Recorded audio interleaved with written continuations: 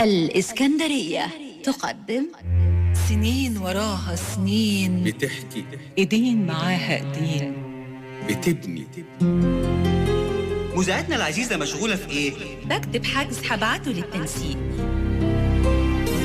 وروح بتنقل نبضها للناس، لجوه القلب نور يسري، أثير موجة يطير ويهفهف، يخلي الحلم علم، يغني في الميعاد اهو بالظبط قدام الاستوديو، والهندسة مستعدة للعمل والإبداع. كأنه كان امبارح ولسه بكتافنا شايلين القضية. ثقافة جيل بيعلى ويعلى، إذاعة عريقة أصيلة عافية. ومن هنا مكتبة الشرايط بترحب بيكم.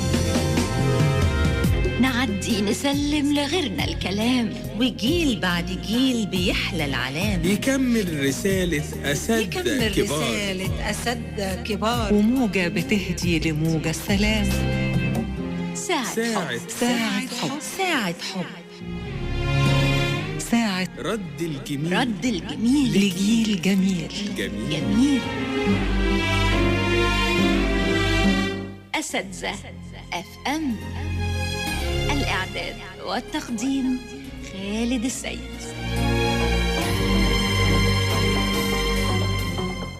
أهلا وسهلا بحضراتكم أعزائي المستمعين، ولقاء جديد أساتذة FM.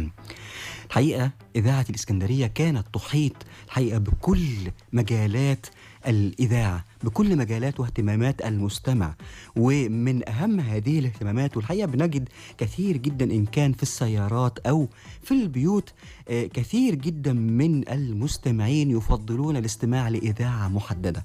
إذاعة اسكندرية طبعا إذاعة محببة لنا كلنا، ولكن نجد أن تلك الإذاعة الحقيقة لها نسبة استماع عالية جدا، إذاعة القرآن الكريم. يمكن كان عندنا هنا داخل إذاعة الإسكندرية عايز أقول نسخة قد تكون مصغرة أو قد تكون كما تريد أن تطلق عليها عزيزي المستمع، كما كنت تستمع إليها الحقيقة كانت أسرة البرامج الدينية، واللي كانت بتحسسنا في كثير من الأحوال إن احنا قد نكون نستمع إلى إذاعة القرآن الكريم أو نسخة مصغرة منها. ومنها ضيفنا اليوم الحقيقة ضيف عزيز جدا علي، أخ أكبر، بنحتفل أيضا بعيد ميلاده في هذه الأيام، ونتذكر مع بعض كده إن كنتم قد نسيتموه. أظن إن حضراتكم ما نسيتوش هذه التعبيرات الجميلة اللي كانت بتخرج من صوت هذا الضيف الكريم، دعاء هذا البرنامج الذي عاش أكثر من 20 سنة. الأستاذ، وهو يمكن عشان فرقي مش كبير قوي، ولكن أقول أخي الأكبر الأستاذ أحمد بسيوني. أهلا وسهلا أخوي خالد، الله يبارك فيك ويكرمك، وأهلا بمستمعي إذاعة الإسكندرية اللي وحشوني حقا. يعني بالي يمكن 14 سنة خارج البلاد، ويعني كانت أمتع يعني حالاتي وأمتع أوقات بعيشها. يمكن مش هقول لك، مش هكون ببالغ ان انا اقول ان هي مع الزملاء في اذاعه اسكندريه ومع الناس بره الاذاعه لما كنت بعمل امسيات او ما شابه. ف يعني اجمل ايام حياتي عشتها من سن 24 او 26 سنه تحديدا، الى ان ربنا اكرمني سبحانه وتعالى ويعني وجدت مجال اخر للعمل. فللاسف الشديد اضطريت اسيب الاذاعه، ويعني وصلت لل60 وانا كل عام حضرتك بخير. الله يبارك فيك يا حبيبي ويكرمك يا رب يبارك فيك. لسه شباب يا استاذ احمد، وما زال الوقت متاحا لتقديم الجديد، ولكن دعونا اعزائي المستمعين نعود. انا اولا شبهت يعني اداره البرامج الدينيه داخل اذاعه الاسكندريه بنسخه مصغره من القران، اذاعه القران الكريم، تلك الاذاعه العملاقه. ايضا اذاعه اسكندريه اذاعه عملاقه اكيد طبعا. اذاعه اسكندريه من امهات الاذاعات في مصر، 54 يعني نتذكر سويا اعزائي المستمعين في مصر. وعايز اقول لك ان ما يشبه الاستاذه الكبيره هاجر سعد الدين في اذاعه القران الكريم، كان عندنا نسخه فعلا عليها رحمه الله، الحاجه وفيه رحمه الله عليها، تقريبا نفس الشكل ونفس الهيئه. ولأن انا رحت اذاعه القران الكريم فتره من الفترات، وكنت بفكر ان انا التحق باذاعه القران الكريم، فالتقيت الاستاذه هاجر سعد الدين، فلقيت نفسي قدام الحاجه وفيه على يعني ساعدت الحقيقه يا استاذ احمد بان حضرتك رايتها. نعم رأيتها رأي عين. التقينا يعني التقينا، وقلت لها حتى في الفتره دي ان انا كنت يعني بحب ان انا اشتغل في اذاعه القران الكريم. انت بتعرف يعني بدل ما تكون محليا بتبقى عايز تبقى يعني اذاعه القران الكريم طبعا. طبعا اذاعه انا لسه كنت بقول العالم كله يعني ففكرت في فتره من الفترات ان انا اروح هناك، والتقيت الاستاذه هاجر، وعليه رحمه الله استاذ نبيل عاطف كان هو صراحه يعني كان تبناني من اول ما دخلت الاذاعه، يعني بحكم ان احنا رحمه الله عليه ايضا كان استاذا كبيرا الحقيقه، من احب الناس، وكان من الناس اللي هم عايز اقول لك كابداع ما شفت ازاي حقيقه يعني كرأي عين. انا بالنسبه طبعا في ناس كتير سبقوه وناس لحقوه، ولكن هو استاذ نبيل عليه رحمه الله كان شخصيه غير خالص. يعني أنا من اول ما دخلت الاذاعه، من اول ما حطيت رجلي في اذاعه الاسكندريه، وكنت جاي بطريقه غريبه جدا، موظف من القاهره مقدم برامج دينيه. جميع الزملاء احنا كنا حوالي دفعتنا كانت في تفوق 20 واحد. خلونا كده بعد اذنكم اعزائي المستمعين نبتدي مع استاذ احمد منذ البدايه قبل ما نلتحق بالاذاعه، وهنيجي مرحله الالتحاق بالاذاعه ولها دورها. خلينا نقول كده يا استاذ احمد منذ البدايه، هل كان في اذن تحب الاستماع الى الاذاعه بشكل عام منذ الصغر؟ والله يا حبيبي اقول لك ان انا من وانا صغير الابتدائيه والاعداديه والثانويه، انا اصلا يعني تعريف سريع كده عايزين نبتدي كده نعرف بقى ندي الاسم احمد محمد بسيوني غزاله، الاسم الاذاعي احمد بسيوني، من مواليد المنشيه 12/9/64. يعني دخلت مدرسه المنشيه الابتدائيه، وبعد كده ربنا اكرمنا وانتقلنا الى فيكتوريا، السكن اللي هو حتى الان سكن العائله يعني. أخذت يعني تخرجت في كلية الآداب قسم لغة عربية. إعلام لغة عربية. الآداب آداب لغة عربية. عفوا. هو أنا كنت في الأول يعني أخذت 2 سنين في دار العلوم. أنا استغربت أصلا مفيش إعلام لغة عربية آداب، أنا سمعتها غلط. دخلت دار العلوم، أخذت أولى وثانية هناك، وبعد كده ربنا أكرمني. يعني الجو أنت عارف الإسكندراني لما بيطلع بره ما بيرتاحش، يعني جو القاهرة مهما كان مش زي جو اسكندرية بالنسبة لنا احنا على الأقل.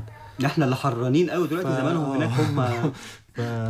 يعني أخدت أول وتاني سنة في دار العلوم، وبعد كده ربنا أكرمني حولت على آداب اسكندرية، وربنا أكرمني واتخرجت في كلية الآداب قسم لغة عربية دفعة 88 شهر مايو. بعد ما يعني أخذت الليسانس، في الفترة دي كان بيشد أذني صوت واحد من إذاعة اسكندرية، ما كنتش عارف هو مين. واخد بالك يعني كنت واحد كل ده ما أسمعه. هنا الإسكندرية بتاعته كانت مميزة جدا. كان عليه رحمة الله الأستاذ صابر مصطفى رحمة الله عليه. مش عارف هو مين، انا كان انما هو صوته بس هو اللي جذبني. كلمه هنا الاسكندريه اللي كان بيقولها كانت لها رنه، لها شكل مختلف تماما. يعني كنت احب قوي اسمع هنا الاسكندريه من الشخص ده، بس ما اعرفش هو مين، بس عرفت لما دخلت السؤال بقى موجه اتفضل الاثنين بعد اذنك يا استاذ احمد.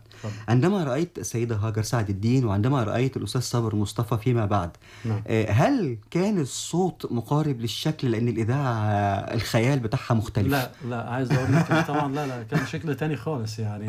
لا انا كنت في اعتقادي ان استاذه هاجر مثلا لها هيئه معينه غير تماما الهيئه اللي انا شفتها.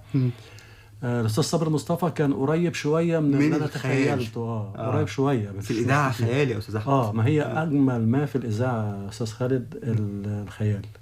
يعني انت لو شفت مثلا احنا لو واحنا صغيرين كنا بنشاهد ألف ليله وليله، كنا بنسمعها في الاذاعه، فانت كنت بتسرح بطريقه معينه، يعني شايف الشخصيات بطريقه، واللي قاعد جنبك كتفك بكتفه متخيلها، شايف حد تاني خالص وشخصيات تانية.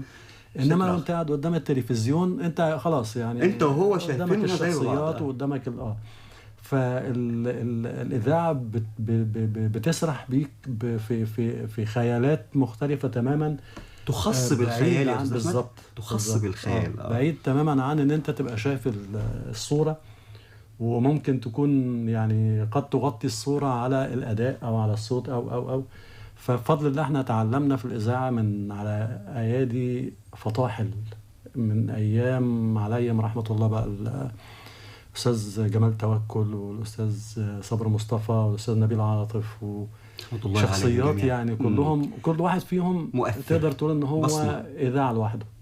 يعني الواحد والله فعلا كان بيفتقد الناس دي، وكان بيفتقد يعني عمالقه حرفيا. عارف الهوانم والبكوات الله. كان بيطلق والله العظيم انا كنت اعتبر ان نساء الاذاعه في الفتره دي الاساتذه الكبار كانت طبعا مدام عيشه الصوري، مدام عواطف عبد السلام، مدام هاجر، مدام عفاف المعداوي. عفاف المعداوي طبعا. لا دي السيدة كانت دي الحقيقة دي لها ركن لوحدها. اختي اللي هي ما هياش اختي مدام مثلا، عفاف ولا المعداوي. مدام رجاء بسيوني. مدام رجاء بسيوني. هو احنا كان الاذاعه للاسف مش للاسف يعني الاذاعه كان فيها 6 تقريبا بينتهي اسمهم ببسيوني، بس لا علاقه لهم يعني مفيش أي واحد فيهم قرابة. للاخ اطلاقا. يعني تصور كان كل صح. واحد فينا تصور صح. كان كل واحد بسيوني مختلف عن التاني تماما يعني. يعني الواحد عايش والله يا اخويا خالد، كنت بتعيش فعلا حياه من الساعه 8 صباحا ده صحيح. لحد الساعه 3 ظهرا وانت في خليه نحل حرفيا. والله كانت ساعات بتمتد ل10 بالليل يا استاذ احمد. لا ما انت في بقى الدفعات اللي هم الناس اللي بتيجي بعد بالليل دي. انا كنت والله انا كنت لا انا ما اقصدش بستمتع فعلا. يعني كان بيجي علينا وقت في رمضان خاصه كنا بنيجي يعني تقريبا بنطبق 24 ساعه تقريبا بنشتغل. يعني انت كنت بتشوف اهلك اقل مما بتكون موجود في الاذاعه. يعني زملاء في الاذاعه يعني كونت صداقات واخوه ومحبه. نكمل كده بقى، ناخدها واحده واحده برضه، حابين ناخد الموضوع خطوه بخطوه كده. طيب يعني جذب انتباه حضرتك الاستاذ او الصوت الاستاذ صابر مصطفى في اذاعه الاسكندريه. طيب كيف حانت الفرصه؟ كيف كانت المرحله الاولى؟ والله يا حبيبي عايز اقول لك الامتحان كان ازاي والفرصه جت ازاي الاول؟ انا دخلت الاذاعه محض قدر. هو القصص يعني والحكايات الجميله اللي بنحب نسمعها. ما كنت مرتب في لحظه، او مش في لحظه، نقول في ثانيه، لان فهمته ثانيه ما تزعلش. نانو ثانيه.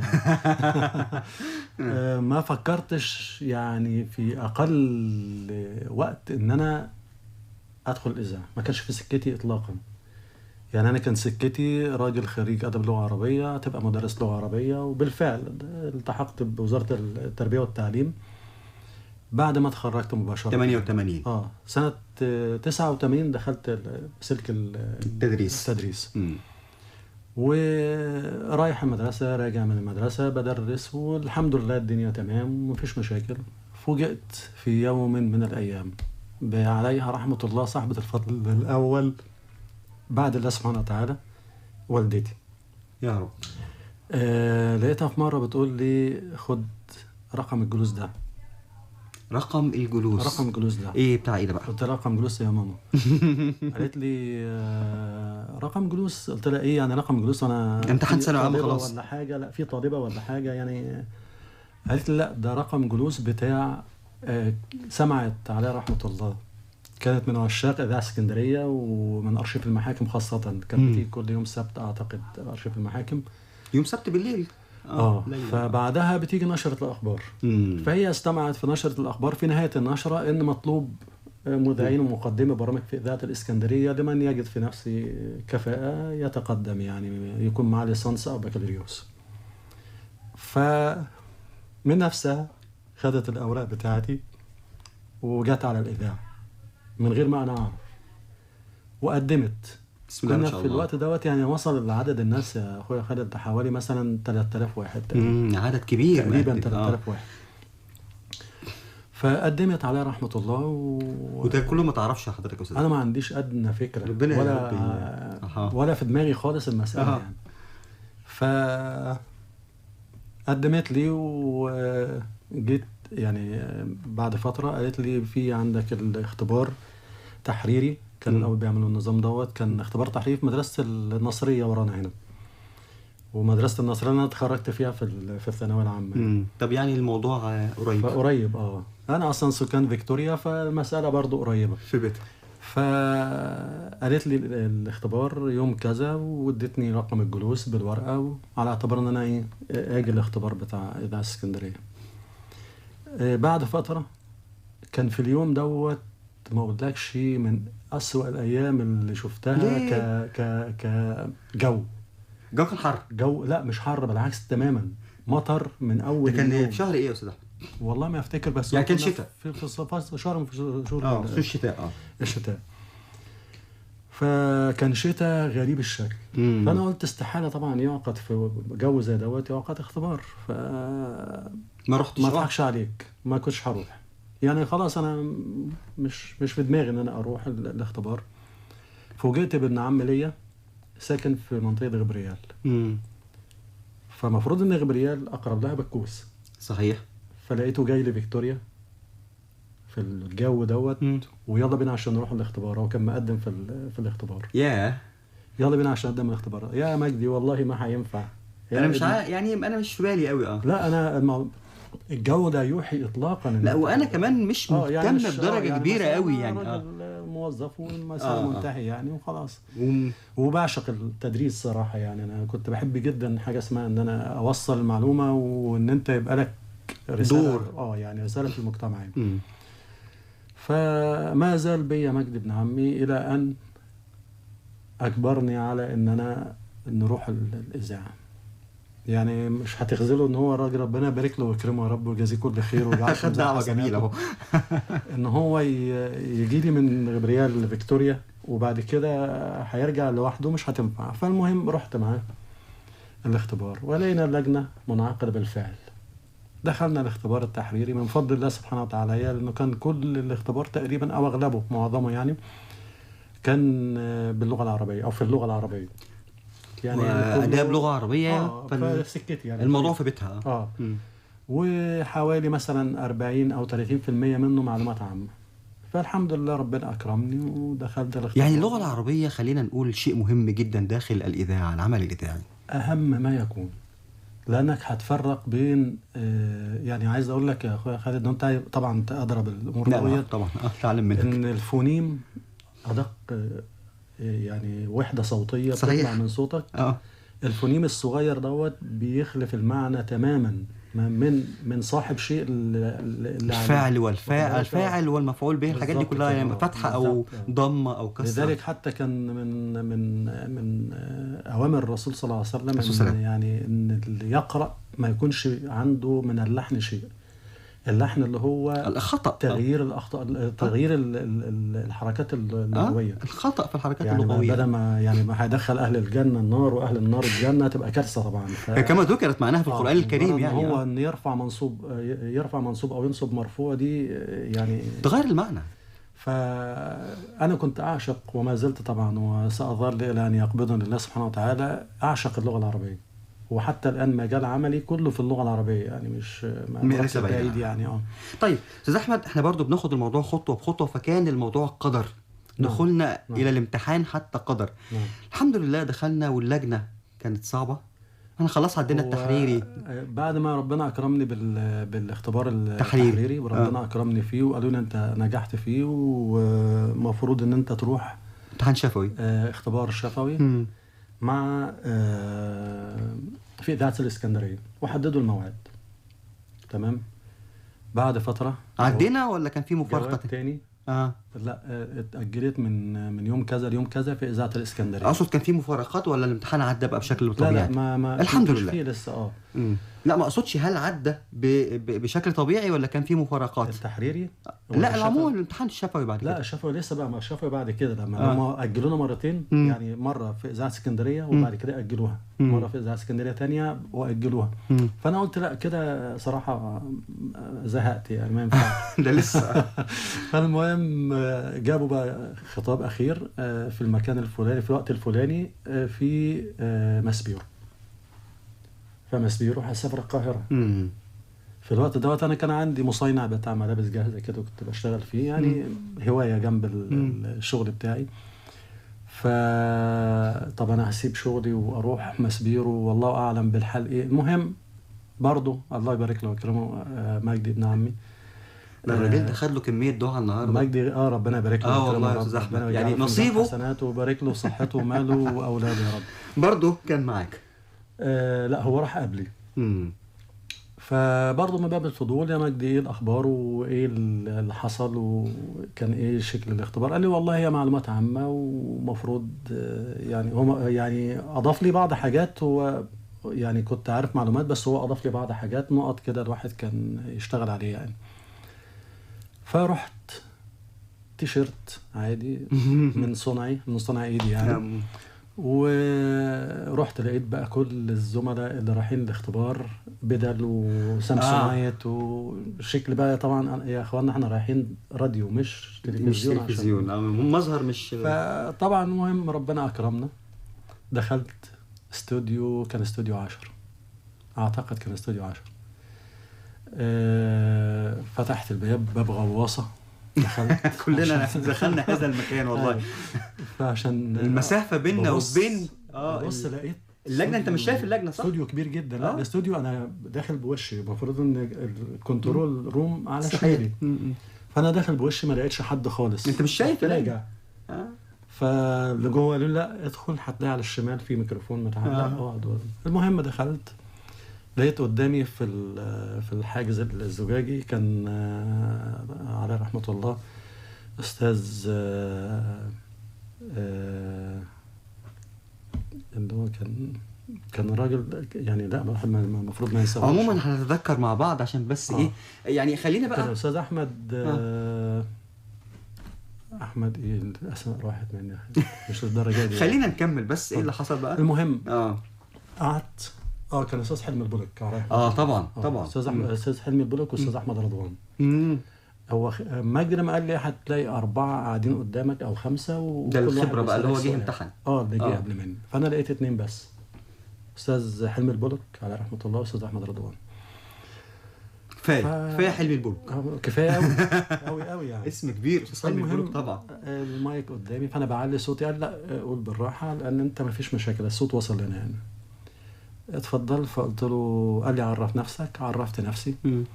قال لي قدامك مجموعة ورق سكريبتات نشرة أخبار. اختار أي خبر منها وقرأ. فاخترت خبر فأنا بقرأ.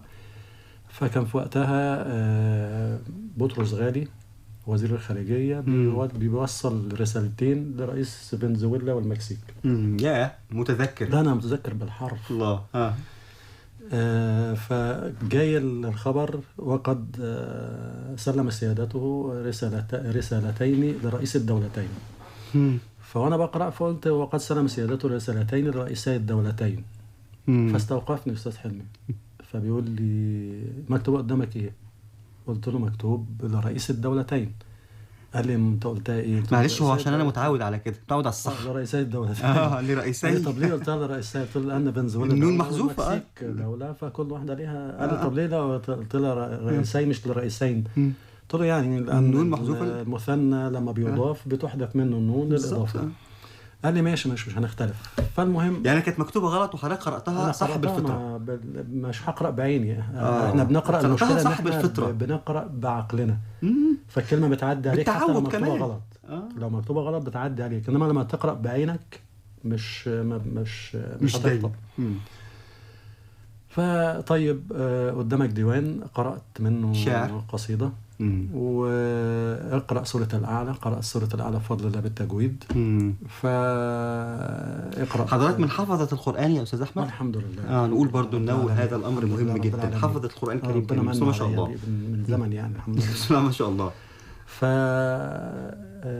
فنشرت أخبار باللغة الإنجليزية. أنا كان قدامي جريدة فانتقيت يعني اصغر حاجه ممكن اقراها عشان الانجليزيه برضه انا اهتمامي باللغه العربيه اكتر. يعني انت الانجليزي التعليم بتاعنا في الانجليزي مش اللي هو الانجليزي البرفكت. لازم تكون ان انت بيرفكت قوي يعني ما بيبقاش.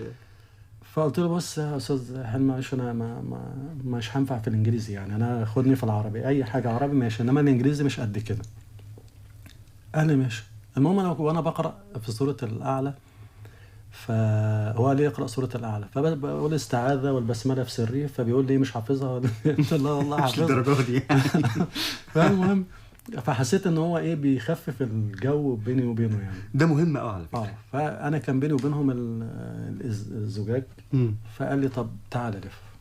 لفيت بقى بيني وبينهم الترابيزه بس كده. قاعد انت قدام زي ما بيقولوا في الامثال، في قامات. حضرة. نعم. في حضرة حلمي البرك واحمد قامات. مش لا انت بتتكلم في حاجه تانية خالص يعني. حاجه انت ما تتخيلش انت في يوم من الايام حتى تعدي جنبهم، مش ان انت تقعد تتكلم معاهم. اسماء كبيره. ف حط القلم جنبي وقال لي عندك القلم. قال لك عندك القلم. عندك القلم. فانا قاعد منتظر ماشي. عندي القلم. قال لي اعربها. قلت له قلت له لا معلش هتبقى اعربها مش اعربها. قال لي من اولها. قلت له لا هي انا تخصصي يعني شغلتي لغه عربيه. خلاص اعربها. قلت له عندك خبر مقدم والقلم مبتدا مؤخر. قال لي يعني تنطق كلمه القلم هتنطقها. قلت له عندك القلم. قال لي انت تسمع عن حاجه اسمها اسماء الافعال؟ اسم فاعل. قلت له مالها؟ قال لي دي ما تعتبرش اسم فاعل امر. قلت له لا دي مش اسم فاعل امر خالص يعني. اسم فاعل الامر لما اقول لحضرتك عندك هنا بمعنى قف مكانك. توقف. عندك بمعنى هنا اصبحت اسم فعل، والفاعل ضمير مستتر والقلم مفعول به. او هنا مش هتبقى. بيقول لي يعني كل الزملاء اللي بيقولوا اليكم نشرة الاخبار بيقولوا غلط. قلت له لا هنا صح. لان اليكم بمعنى اسمعوا او خذوا او تناولوا أو اي حاجه بمعنى فعل الامر. والفعل ضمير مستقدر تقديره انتم او كده. نشرة مفعول به. نشرة مفعول به. صحيح. قال لي خلاص مش هنختلف. يعني من هنا بقى جه توصيف على اداه القران الكريم يا استاذ احمد. لا هو انا اعتقد يعني نقطتين تانيين كمان. او نقطه تانية تحديدا يعني. فقال لي طيب ندخل في المعلومات العامه. قلت له اتفضل. قال لي تعرف عن زليخه؟ قلت له لما بلغ اشده واتيناه يوسف طبعا كذلك نجزي المحسنين لحد يوسف واعرض عن هذا واستغفر لذنبك انك كنت من الخاطئين. زوجة اقول لحضرتك مين زليخه؟ لا خلاص مش لازم. ما هو يعني عشان كده الحقيقه هو وجد معظم الاجابات موجوده في القران بفضل الله. فلما جينا للمعلومات العامه انت كنت طبعا ماسك الجرايد عمال تقراها. هو كان كمان ابن عم حضرتك هو كان مديلك فكره عن الموضوع. اداني فكره عن الموضوع. فانت قاعد بقى تقرا اسماء الوزراء واسماء رؤساء الوزراء. استاذ احمد احنا اسفين، احنا عشان بس اقتربنا جدا من موجز الانباء اعزائي المستمعين بنعتذر لحضراتكم. يعني خلونا ان شاء الله نستكمل باقي هذا الحوار الممتع والحكايات الجميله جدا مع الاستاذ احمد بسيوني، ولكن بعد موجز الانباء. نعدي نسلم لغيرنا الكلام، وجيل بعد جيل بيحلى العلام. يكمل رسالة أساتذة كبار وموجة بتهدي لموجة السلام. ساعة حب ساعة رد الجميل لجيل جميل. أساتذة FM. الإعداد والتقديم خالد السيد.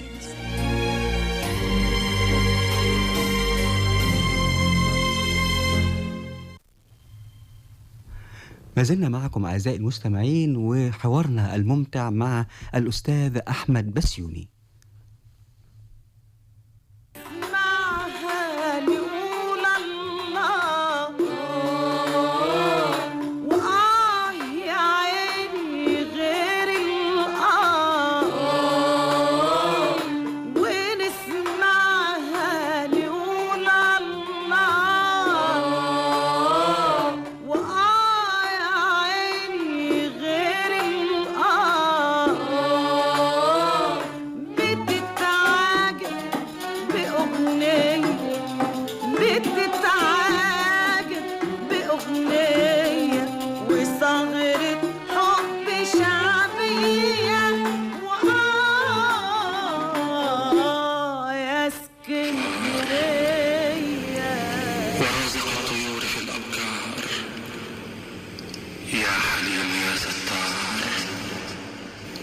يا من كل شيء عنده بمقدار، يا من عدل في حكمه وما جار، يا منور الكون بالأنوار، يا رازق الأسماك في بحارها والحشرات تحت أحجارها والأجنة بين طبقات أستارها، يا ممسك السماء أن تقع على الأرض إلا بإذنه وحفظها بليلها ونهارها، يا من أودع الماء الأرض وأخرجه من عيونها وآبارها، يا من أنعم على الخليقة بالأنعام وألبانها وأوبارها. أستغفر الله من علمي ومن عملي، أستغفر الله من طمعي ومن أملي، أستغفر الله مما قد جنيت ومن ظلمي وجوري في أيامي الأول. إلهي سننت الفرائض والسنن وجدت بالعطايا والمنن وأحطنا بالرعاية والسكن وحفظتنا من البلايا والمحن ونجيتنا من النقم والفتن.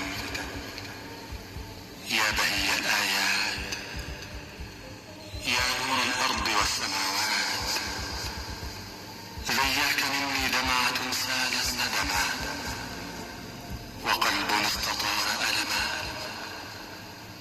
ودعت نجمي أمسكت قلمي أسطر به تسبيحك وتحميدك وتعظيمك وتمجيدك. طافت بذهني بعض الأشعار فكرت أتوه في نظمها وأحار.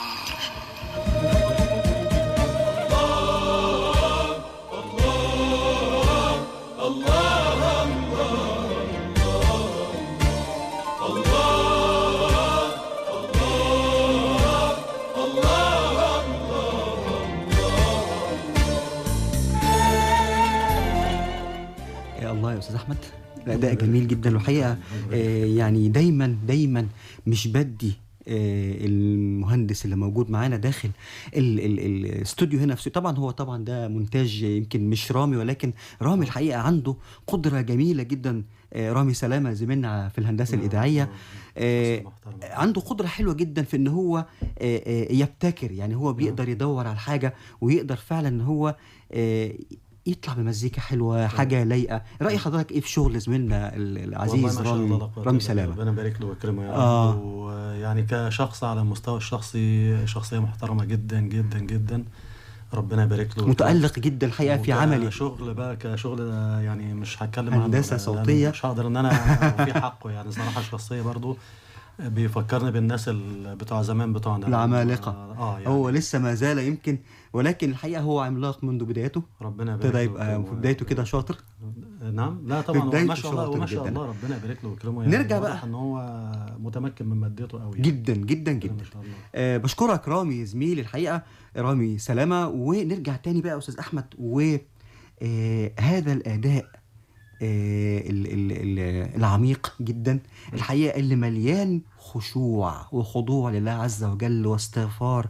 وهذه الاداء الجميله اللي عندك كيف استطعت ان تكتشفها وان تنميها يا استاذ احمد؟ لان احنا اللي كنا سامعين الحقيقه حاجه جميله قوي. الله يبارك فيك ويكرمك حبيبي. والله وانا عايز اقول لك يعني بفضل الله سبحانه وتعالى كان من دفعتنا يمكن كان عليه رحمه الله استاذ نبيل عاطف، يمكن زي ما بقول لك قلت لك في الاول كان يعني تقدر تقول تبناني اذاعيا. هو مش من دفعتك، هو كان هو المتبني استاذ نبيل عليه رحمه الله. كان بالظبط الناس اللي هم انا كنت داخل اذاعه وهو كان قرب يطلع معايا. اسمه طبعا يعني اسم كبير، كان حاجه تانية خالص يعني ككتابات عايز اقول لك ان في بعض الاجزاء اللي انا قلتها هنا من كتابات استاذ نبيل عاطف، لانه بقول لك ككتابات كان بيكتب مسلسلات ومسلسلات كبيره يعني الحقيقه كان اذاعه زي ما حضرتك قلت بالظبط كده يعني كلهم رحمه الله.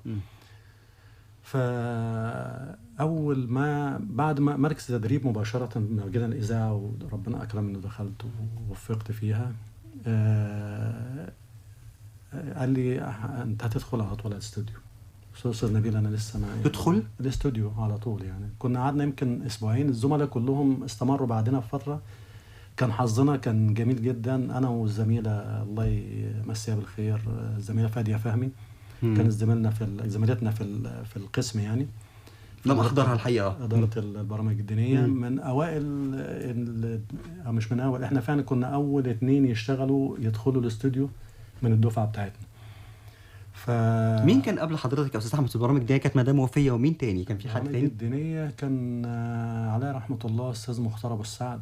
اسم كبير جدا. في الموسيقى أيضا كان شخصية وفي الموسيقى أيضا حل يعني. أستاذ باهر أظن كمان كان بيعمل بعض الأفكار دينية.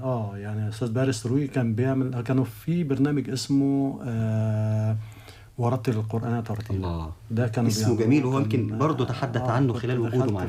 في الأوائل دخلت فيهم معاهم اللي هم اللي بيرددوا خلف القارئ. كمان أنا أتذكر، معلش اسمح لي، أستاذ حسن محمد حسن مدرسة القرآن، زملاء حسن، أستاذ ياسر ومشاركاته، أستاذ علاء ومشاركاته، علاء السيد. أجمل صوت إذاعي أنا كنت بسمعه عن نفسي شخصيا يعني. أنا كنت بعتبره من أجمل الأصوات الإذاعية. تحبه جدا طبعا. علاء السيد أو أستاذ علاء السيد، لأنه طبعا يكبرني سنا بفترات يعني. كان يعني كان أحيانا الأستاذ مجدي فكري. أستاذ مجدي فكري طبعا معانا في الأوائل، أستاذ كبير ومؤثر وصوت جميل طبعا. بعد ما الأجيال دي بدأت تبعد عن البرامج الدينية، كان أستاذ مجدي مستمر معنا إلى أن أستاذ مجدي يمكن كان بيعد الدعاء فترة طويلة جدا مع أستاذ أحمد أبو العينين. كاست كبير جدا في إعداد برنامج دعاء يعني. كانت الحاجة وفية على رحمة الله، أستاذ نبيل نفسه عليه رحمة الله، حسن محمد حسن مدرسة القرآن حلقات، وكان في برضو أستاذ علاء السيد كان بيكتب حلقات، وناس كانت من بره متعاملين من خارج. أستاذ أحمد شهاب عليه رحمة الله طبعا كان بيشتغل كمان يمكن مع مدام هبة آسر في برنامج. أستاذ محمد كمال غلاب. فكانت أسماء وقامات وكاست كبير جدا كان بيشتغل في البرنامج دوت، وده اللي يعني يمكن أسرة البرامج الدينية الزخم بتاعه كده. نرجع تاني بقى لهذا الأداء الحقيقة اللي أنا شايفه في إبداع أكتر من دراسة يا أستاذ أحمد. والله يا حبيبي، هو مش عايز اسميها ابداع، لا هو انا بسميه كده، هي نزول الى طبقات عايز اقول لك والله يا استاذ خالد ان انا اصلا لما كنت بدخل الاستوديو حرفيا كنت بتجرد من الدنيا وما فيها. كنت بس يعني بستحضر عظمه الله سبحانه وتعالى، كانك في صلاه، ان انا يعني احس ان انا ما فيش حجاب بيني وبينه، كأن انا يعني لا كنت بستحضر فعلا الخشوع. احيانا كان واحد بيبكي وهو في الحلقات، لأن كان أحيانا بيبقى فيه حاجات بتلمس قلبك مباشرة. ما قلت مناجاة، يمكن مناجاة في إحدى المرات هو كان كنت تسميها مناجاة يمكن في بعض المرات. أنا كنت مسميها يا مناجاة، على اعتبار أن أنت طبعا يعني بتشعر بيها كده، بتختلي بالله سبحانه وتعالى، وبتستشعر عظمة اللي بتكلمه. أنت مش بتكلم أي حد. طب ناخد روشتة يا جماعة، روشتة كيف تؤدي الحقيقة. لا والله أنا بتعلم برضه، أنا بتعلم. لا هو الأمر كان زي ما بقول لك يعني. حتى يمكن في مرة من المرات أنا استغربت وما ما توقعتش ردة الفعل اللي هتحصل من واحد بقامة الأستاذ نبيل عاطف عليه رحمة الله، وكانت الله يمسيها بالخير أستاذ رجاء بسيوني، وكان أخونا مجدي عبد النبي كنت ضيف معنا إن شاء الله قريبا إن شاء الله. وكانت ميرفت أبو المعاطي كانت دفعتنا فكانوا البرامج الثقافية كانوا مفروض أن البرامج الدينية والثقافية كانوا تبع بعض في وقت من الأوقات. فكنت بسجل حلقات لبرنامج دعاء، واللي كان بيعمل لها مونتاج أستاذ نبيل عاطف عليه رحمة الله. كان بيعمل مونتاج أعزائي المستمعين، يعني خدوا بالكم مونتاج الحلقات. وبعدين كانت ودن ملهاش حل يعني ودن إذاعية درجة أولى ممتازة. ففجأة بدون مقدمات لقيت الأستاذ نبيل عاطف بينط من مكانه. أنا بتكلم عادي، ففكرت أن أنا أخطأت في حاجة يعني، ظنيت أن أنا في خطأ حصل. فلقيت الزملاء بره واقفين في ظهره، وهو قاعد على الكرسي شغال على الديسك، والزملاء واقفين بره. لقيته يعني نطر من مكانه بحركة مفاجئة، ففزعني أنا شخصيا صراحة. قلقت. ففكرت أنا عملت حاجة غلط، فلقيت كله من ورا بيعمل لي حركة إن إيه يعني أحسن يعني الراجل يعني الراجل مش قادر يتمالك نفسه من أسلوب الأداء. قلت له لا مش أسلوب الأداء يعني. تأثر. فلما خرجت فقال لي أنت بتعمل إيه؟ قلت له والله ما عملتش حاجة. قال لا يعني انت عندك سنس غريب. فقلت له والله يا استاذ نبيل لا هي بس احساس ان انا بستحضر عظمه الله سبحانه وتعالى، مش اكتر من كده. يعني الواحد مش بيتكلم اي حد او بتتكلم انت مش بتتكلم مع كلام عادي او بتتكلم كلام بشر، لا انت بتتكلم رب العزة سبحانه وتعالى. حتى ولو الكلام اللي مكتوب دوت جاي من الناس كلها قارياه، حتى لو الناس كلها قاريه الكلام دوت او عدى عليها قبل كده، بالنسبه لي انا لا ليه احساس تاني مع الله سبحانه وتعالى في الاداء بتاعي. فكان من احب البرامج بالنسبه لي كان برنامج دعاء. كنت يعني انا يمكن اقول لك عملت حوالي 7320 حلقه تحديدا. 7320 حلقه 20 سنه في اكتر من 20 سنه يا استاذ احمد. حضرتك قلت لي 20 سنه ويومي، برنامج يومي، وكان بيجي قبل بعد نشرة الأخبار وقبل القرآن الكريم. وما زال يمكن زميلتنا فاطمة شاهين تقدم أيضا. كان بالنسبة لي صراحة من أمتع البرامج اللي كنت بعملها، وتابعوا طبعا برامج كتير جدا. هو أنا عايز أقول لك إن أول برنامج عملته أو أول برنامجين عملتهم كانوا في رمضان. اللي خلى الأستاذ نبيل دخلنا فتحة خير الاستوديو مباشرة. كنا داخلين على رمضان، فطبعا برا رمضان برامج دينية مباشرة كده. بدأنا ببرنامج كان اسمه تأملات دينية، وبرنامج تاني اسمه وهو الذي سخر البحر. وهو الذي سخر البحر. وهو الذي سخر البحر. كان بيكتبه الأستاذ نبيل عاطف وأستاذ اتكلم عن إيه يا أستاذ أحمد بهاء. تأملات دينية كان تقدر تقول إن إحنا بنسيح في الأرض ونشوف المخلوقات، وبناخد واحد من المخلوقات دي ونتكلم عنه ازاي ذكر في القرآن الكريم والآيات القرآنية والأحاديث النبوية، وبنحط بين الآيات وبين الأحاديث فقرات بتشرح الآيات دي، وبتبدأ ان هي توضح لنا يعني عظمة خلق الله سبحانه وتعالى. وهو الذي سخر البحر كان برنامج تاني. هو ده اللي كنت هسأل عنه بقى. ده يوم وده يوم. بيتكلم عن ايه بقى هو الذي سخر البحر؟ وهو الذي سخر البحر يعني المخلوقات البحرية. عن المخلوقات البحرية بس بطريقة أدبية نبيلية عاطفية. يعني أيضا يعني كان المعد القدير يعني رحمة الله عليه. رحمة الله. يعني أنا أدين لله سبحانه، يعني بعد الله فضل الله سبحانه وتعالى الأستاذ نبيل عاطف أدين الرجل ده بكل شيء في تعلمته في الإذاعة. الأستاذ نبيل عاطف قيمة وقامة كبيرة جدا. عفوا انا قلت بس هو استاذ نبيل عاطف. الحاجه وفيه الله يرحمها ويبارك لها في اولادها بقى. يعني كانوا علاقات، انت عارف يا استاذ خالد، احنا ما كانش العلاقه زملاء او مدير والمرؤوسين بتوعه، لا كانت علاقه اخوه. يعني ناس تحس ان انت داخل الاذاعه الناس كلها بتحبها وبيحبوك. يعني ما فيش حتى ولو في مواقف مثلا زعل من بعض او في بتحصل بين الاخوات، يعني مش بين الزملاء، بس كنت تحس ان الاذاعه فعلا والله اسره، يعني عائله كبيره شويه، وهمك بيتحكى لهم وهمهم بيتحكى لك. يعني كان عليه رحمه الله استاذ نبيل عاطف كان كل فتره والتانيه يقول لي تعالى لما مسك اداره الاذاعه. هو الأول كان مدير البرامج الدينية والثقافية، بعد كده خلى الحاجة وفية على رحمة الله البرامج الدينية. وكانت مدام ماجدة حاتم على الثقافية. ربنا يديها الصحة يا رب. مدام ماجدة حاتم ربنا يديها الصحة ويبارك لنا فيها ويكرمها يا رب. آمين يا رب. كان ليا مواقف معاها كتيرة، يعني مدام ماجدة حاتم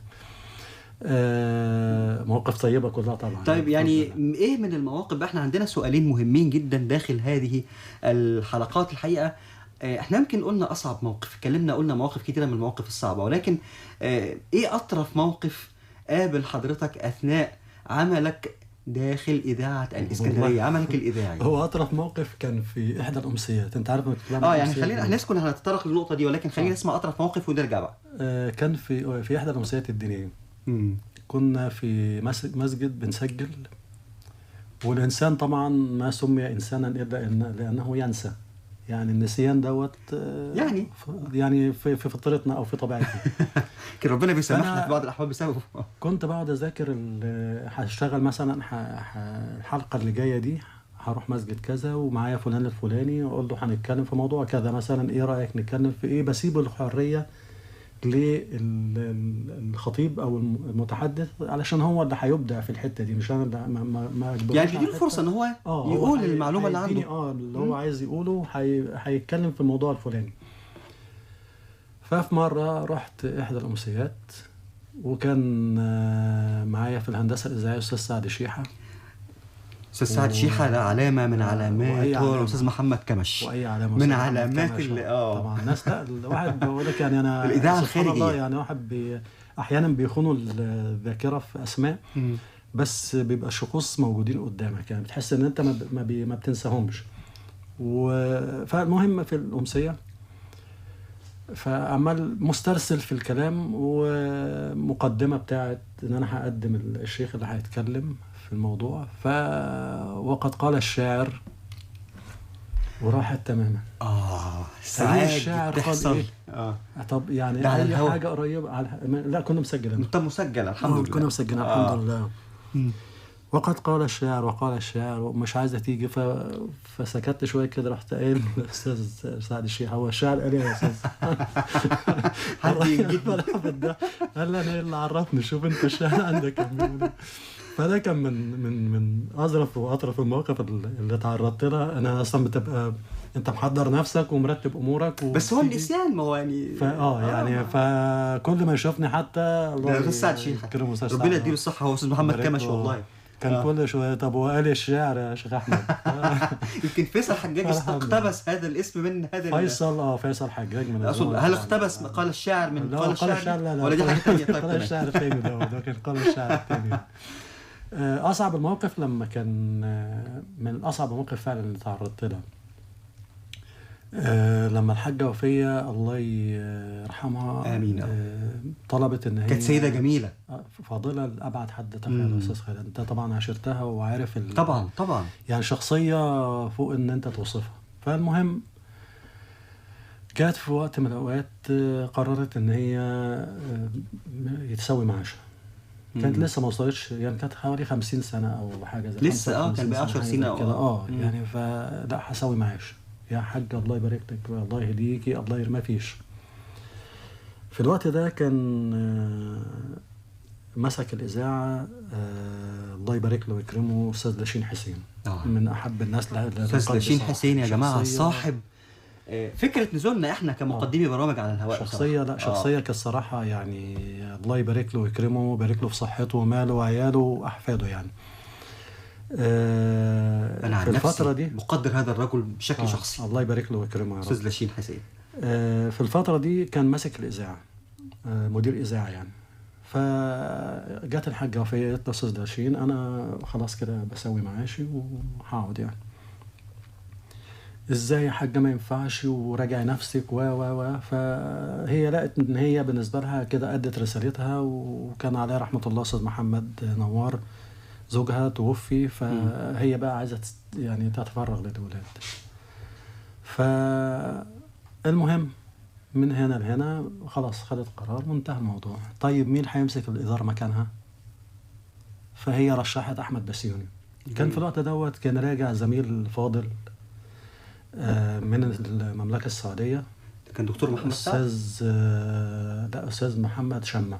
أستاذ محمد شمة طبعا كان راجع من كان علما في اللغة العربية واللغة الإنجليزية أظن كمان. أعتقد كان هو في الإنجليزي كان ما شاء الله يعني. كان مترجم أنا أتذكر، كان مترجم بالفعل في المملكة. فاكره كويس. فكان له زمن طويل في المملكة ولسه راجع. فكان في نقاش مين اللي يمسك الإدارة بعد الحاجة وفاة. فالناس سألوا لا بحكم السن طبعا أستاذ محمد شمة يبقى هو. أستاذ لاشين وقف مستحيل حد يمسك الاداره غير احمد بسيوني.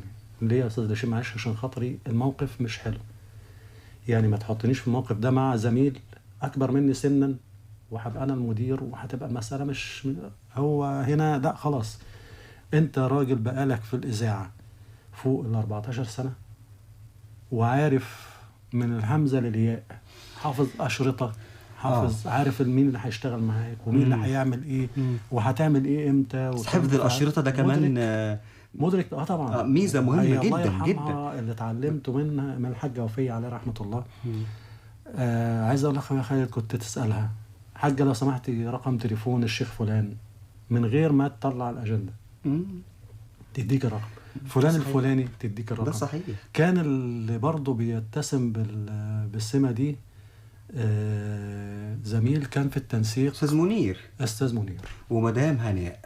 الاثنين. استاذ منير ده استاذ منير رحمه الله كان شخصيه ومدام هناء ربنا يديها الصحه. كان شخصيه خرافيه في الحفظ.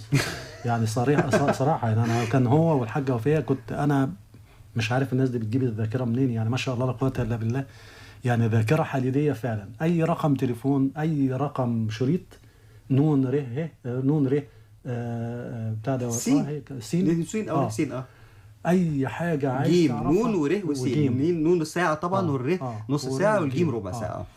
اي رقم عايز تسترجع او ترجع له ومعروف استاذ منير ايه وايه الداتا اللي عليه وايه اللي هتطلعه منه اللي هستفيده منه. هم بصراحه اثنين، استاذ منير ربنا يرحمه ومدام هناء ربنا يديها الصحه يا رب. ربنا يبارك لهم ويكرمهم يا رب. فالواحد زي ما بقول لك كنت بتتعلم من كل، فعلا يعني انت بتقف على كل زهره وتاخد منها اجمل ما فيها. فجاء استاذ لاشين قال احمد بسيوني مدير البرامج الدينيه. موقف صعب طبعا.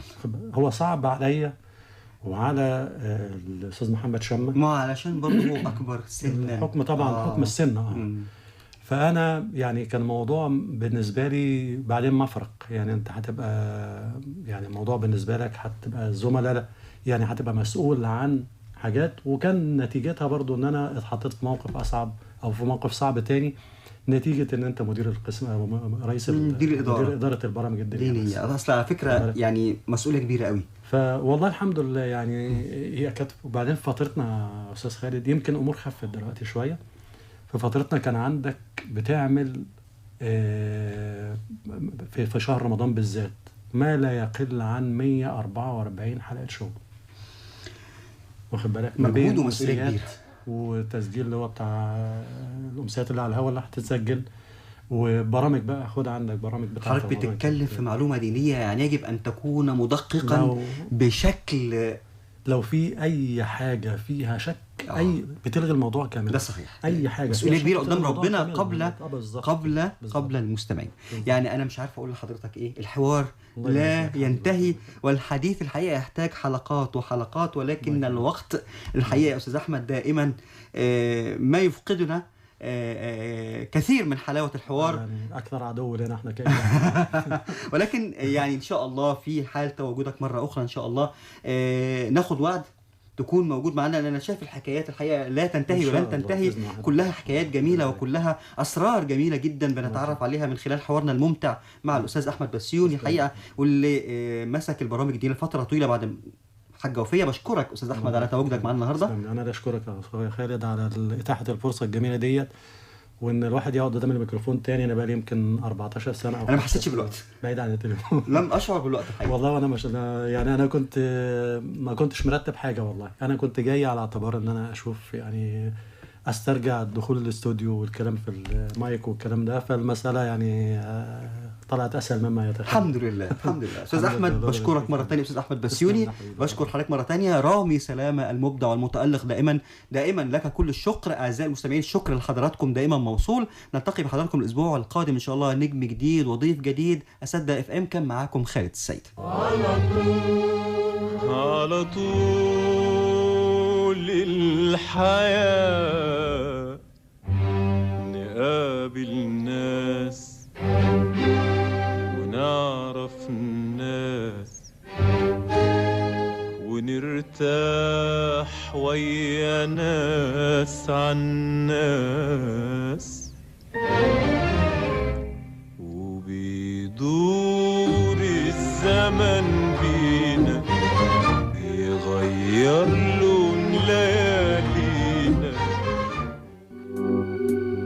أوقات كتير بنقابل مشاكل في حياتنا بنتمنى إنها توصل للمسؤولين علشان يساعدونا في حلها. راديو اسكندرية